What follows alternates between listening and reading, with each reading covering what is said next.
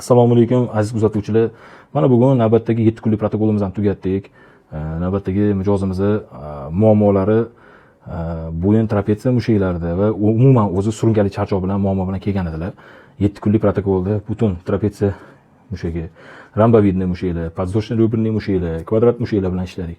Qolaversa, malый ягодичный, oyoqdagi orqa son, икроножный mышцalar, oldi mышцalar bilan ishlab chiqdik. Endi o'zlaridan bitta prosta fikrlarni eshitamiz. Aka, o'z fikringizni aytib olsangiz. Assalomu alaykum, havodagan kuzatuvchi hurmatli kuzatuvchilar. Hozir kam kelib, o'zi bo'ynimdagi grij uchun keldim. Bu yoqda xandroz bor deyishdi, shularga keldim. Bo'tga qiyshayib ketib, tekis bo'lib, kuchga to'lib ketolmay, ham fiziki, ham moralniy.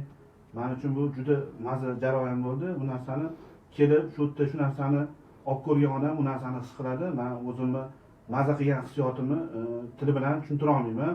Aziz akamdan Alloh rozi bo'lsin, sababchi bo'lib qoldilar. Alhamdulillah hozir yurishimda ham, turishimda ham, o'zi hayotimda ham energichniy bo'lib qoldim.